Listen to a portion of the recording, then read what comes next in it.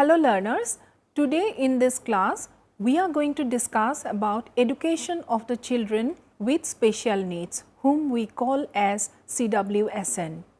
A group that forms a very important part of equity issues at the elementary level is the children with special needs. You may have encountered in your classroom children with mild disabilities like locomotor disability, visual impairment, hearing impairment, lower level of intellectual functioning and deficits in adaptive behavior. As a teacher, you have to deal with these children to improve their learning and performances along with other children in the classroom. Let us see a picture and try to understand and identify the features of CWSN. Learners, in this picture, I have brought for you some pictures related to the different disabilities of the children. For example, in this picture, I am trying to show you the children with locomotor impairment. The main features of children with locomotor impairment is deformity in their legs, neck, waist and fingers. In the other picture, learners, just take a look at this picture.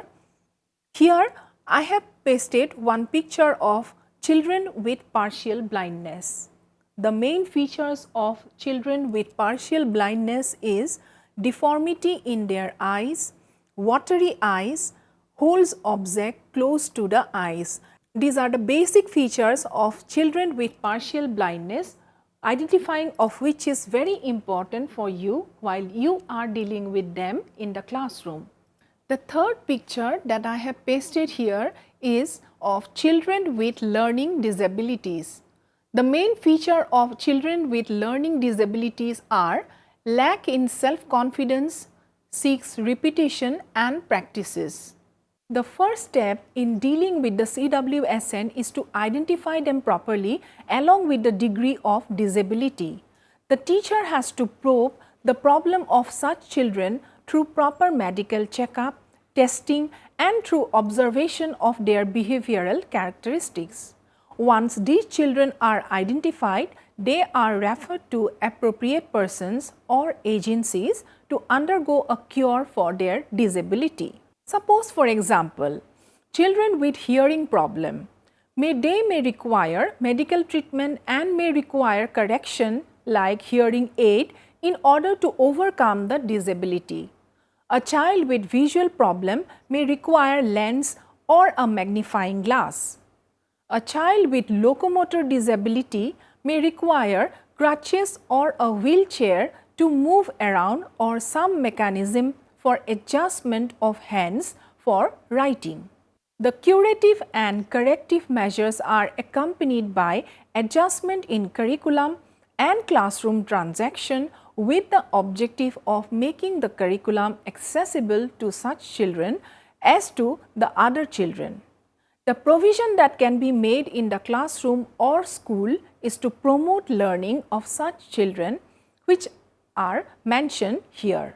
Suppose for the children with locomotor impairment, it is essential for you to accept such children in your class, ensuring that no critical comment on their disabilities is given by anybody in the class. He or she should be involved in all learning activities as an equal partner with his or her peers. It may be ensured that they have adequate opportunities to participate in the games, physical activities and recreational activities at their level of functioning. In the classroom, suitable adjustment in view of the disability may be made in seating arrangement. The arrangement need to be such as not to create any physical hindrance to the child. In the assessment of performance of these children, particularly for grading or marking their disability, needs to be given due consideration. For example, if they have difficulty in writing, they may be provided with extra time if necessary. Oral testing may be used here. In some areas, they can record their answers on audio cassettes too. Now, children with visual impairment. These children are identified very easily. These are also partially sighted children.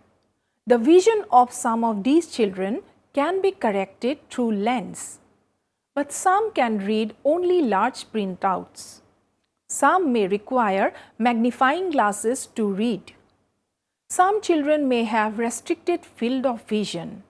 It is necessary to identify such children and refer them to the hospital for an eye checkup, inform the parents and provide special help as mentioned below towards their education. Let us look at what we can do for them. You need to adjust such children in front rows so that they can read from the blackboard with ease. You need to write in bold letters which are legible. Repeat. You need to write in bold letters which are legible and read aloud what you are writing on the blackboard. Opportunities need to be provided to them for participation in physical education programs. A book stand may be arranged for the partially sighted children. In order to reduce the reading load of the child with visual problems, such children may be given training in listening with comprehension. They may be provided in the time schedule for a radio broadcast and encouraged to listen. Wherever facilities are available, audio cassettes may be used. Now learners, let us know about the children with hearing and speech impairment. Some children have hearing difficulties and some have difficulty in speaking. Children with hearing problems may also develop speech problems. It is therefore desirable to identify such children and take necessary steps to meet their educational needs. Children with hearing problems should be seated in the front rows so that they can listen what you speak with ease. You need to use a reasonable level of pitch while speaking. Avoid mumbling and speaking too very fast. While you are demonstrating model or reading from the textbook, ensure that your lip movements are visible to such children so that they may be able to supplement listening by lip reading. Similarly, when speaking while writing on the blackboard, you should face the students rather than speak with face towards the blackboard. For the same reason, you may avoid moving while speaking. Peers may be encouraged to interact with these children and help one another in listening. Additional visual, individually or in groups, may be used to supplement general teaching input. If speech order is due to an organic defect in the speech mechanism, medical help is required. Speech defects arising out of hearing problems can be corrected through speech training using reinforced drill and practice. Now let us know about children with learning disability. Identification of specific learning disabilities require extensive training and educational provisions can be made appropriate to the type and level of learning difficulty. However, some common and practical steps you can take to help such children in your class are: you have to provide more concrete experiences for these children. These experiences can be provided by available standard or improvised materials. Direct experiences from the local environment may be provided through field trips. These children require repetition and practice more than other normal children. While they are engaged in learning, simple questions may be asked to give them a feeling of success. The learning task has to be presented in small steps and their attention needs to be drawn to improve points of the learning task because they have comparatively very small attention span. Immediate reward in terms of verbal or material reinforcements should be the watchword for these children. These children need to be provided with training on communication skills through practice in social situation. Curriculum for these children have to be transacted through simple and interesting learning experiences. One of the major thrust areas, one of the major thrust of Sarva Shiksha Abhiyan is to provide inclusive education to all children with special needs in general schools.